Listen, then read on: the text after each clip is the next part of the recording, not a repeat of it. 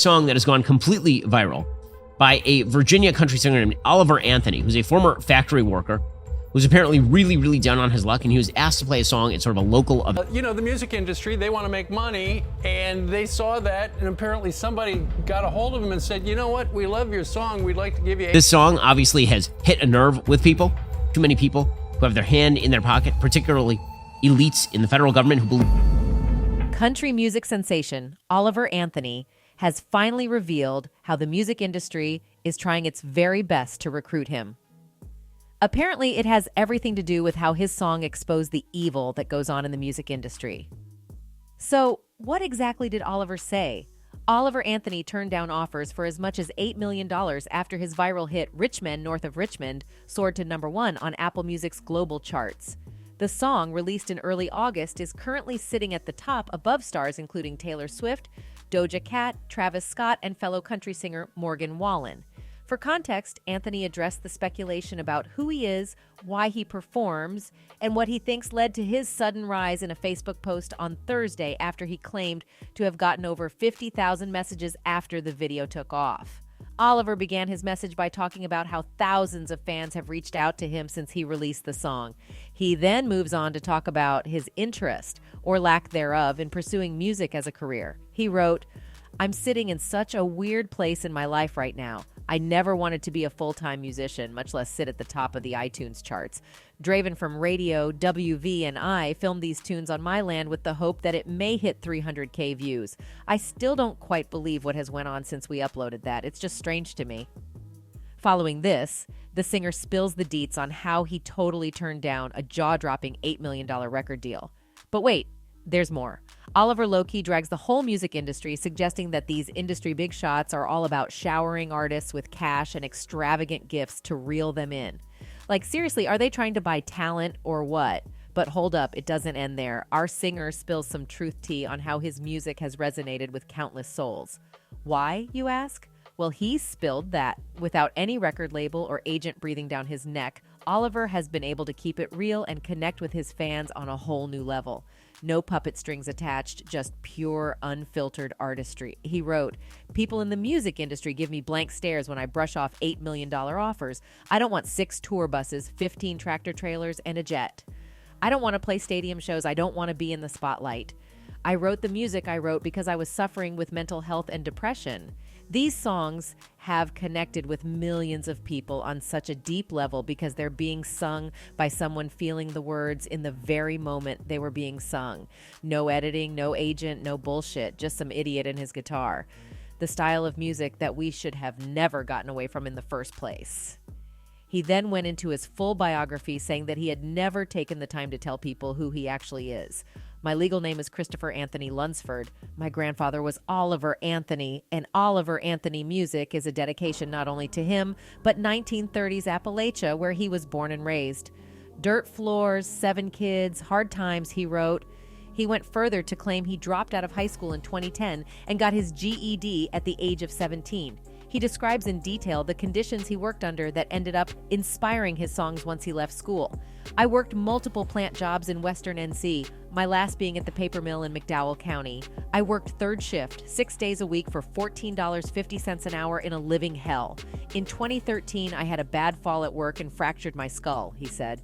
Fast forward to 2014, he started working in outside sales in industrial manufacturing, which he says has taken him all over Virginia and into the Carolinas. "I've spent all day, every day for the last 10 years hearing the same story. People are so damn tired of being neglected, divided, and manipulated." As for his crib situation, Oliver is posted up on a patch of farmland worth around $97,500 big ones. But guess what? He's still got a hefty $60,000 hanging over his head on that deal. And brace yourself, because where he lays his head ain't your typical celeb mansion. Nope, he's rocking a 27-foot camper, and get this, it's got a swanky tarp slapped on the roof, all for the cool price of 750 clams from Craigslist. What's more, Oliver's making sure you know he's not trying to toot his own horn. He's basically giving himself the ultimate side-eye, repeating that his achievements are far from anything impressive. "I'm not a good musician. I'm not a very good person. I've spent the last 5 years struggling with mental health and using alcohol to drown it. I am sad to see the world in the state it's in, with everyone fighting with each other. I have spent many nights feeling hopeless that the greatest country on earth is quickly fading away, he wrote. In addition to this, Oliver called for unity and threw shade at the same internet culture that has made him famous. He wrote, I hate the way the internet has divided all of us. The internet is a parasite that infects the minds of humans and has their way with them.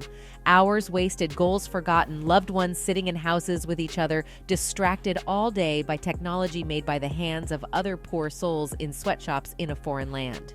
Meanwhile, celebrities have also sided with Oliver on choosing to remain independent. One particular person who supported Oliver's decision is country music artist John Rich, who took to X to vent about greedy Nashville record labels trying to lure Oliver Anthony into signing a deal. According to the former Celebrity Apprentice contestant, the viral hit never would have happened under a label. The irony is, if he would have been signed to a label when he wrote this song, none of us would have ever heard it. John Rich further vented that the labels are putting their greed over their wokeness, saying, his song fried their brains, their greed is overriding their wokeness. Fans also commented on this, with one saying, it's now proven. You all can totally bypass labels and find real talent. A second fan added, if he signs now, we won't hear another song like that one. A third fan took things further and claimed that these record labels are trying to acquire Oliver in order to silence him. The fan wrote, and if somehow, some way they get him to sign, they'll try to water him down until he's a shell of his former self. I hope he gives them the middle finger. In any case, what is Oliver's song all about, and why has it ruffled the music industry so much? Well, the gripping and unapologetically candid melody titled Rich Men North of Richmond has the compelling voice of Oliver Anthony that resonates as a forceful call-out of societal inequalities and the shrewd manipulation wielded by the privileged elite. What's more, it unveils eerie parallels to the entrapping snares that often tangle the dreams of aspiring artists within the labyrinthine corridors of the music industry. Launching into the lyrics with raw authenticity, Anthony laments, well, I've been selling my soul, working all day overtime hours for bullshit pay. These lines become the solemn anthem of the working class, echoing the sentiments of countless individuals who trade their sweat and precious hours for meager compensation. Yet, beyond this surface-level struggle, the narrative's resonance delves into the deeper, intricate web of the music industry, a realm where many emerging artists invest boundless energy only to receive paltry returns for their passion. As the verse unfolds, so I can sit out here and waste my life away, drag back home and drown my troubles away, the echoes of disillusionment reverberate. Anthony deftly captures the desperation that often grips individuals seeking solace in their toil's trivial rewards, mirroring the way aspiring musicians sometimes become ensnared in a cycle of self-doubt and escapism as they navigate an industry that occasionally views them as mere commodities. However, it's the chorus that emerges as the rallying cry of the disenfranchised, giving voice to the unspoken grievances. Living in the new world with an old soul, these rich men north of Richmond, Lord, knows they all just want to have total control. It's a fiery condemnation of the elites who manipulate the system to consolidate power and wealth at the expense of the downtrodden, a theme that seamlessly extends to the realm of the music industry. The line, want to know what you think, want to know what you do, and they don't think you know, but I know that you do, illuminates the pervasive surveillance and manipulation orchestrated by those in power. This portrayal strikes a chord with the music industry, where emerging artists, hungry for recognition, are often lured into exploitative deals that promise exposure but result in relinquishing control over their creative direction. With biting wit, Anthony bemoans the state of affairs. Your dollar ain't shit, and it's taxed to no end, 'cause of rich men north of Richmond. These biting words lay bare the economic inequities perpetuated by the wealthy elite, a reflection of the music industry where artists frequently receive meager compensation despite their contributions, thanks to convoluted contracts and industry practices that disproportionately favor the establishment. Turning a keen eye to the political landscape, the lyrics continue. I wish politicians would look out for minors, and not just minors on an island somewhere.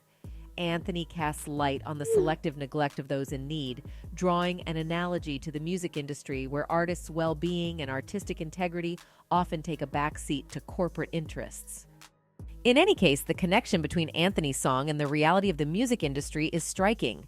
It's no wonder many people feel that the industry is trying to water him down by convincing him to sign with record labels that push for the industry elite's evil agendas. Anyway, that's it for this video, folks. Bye.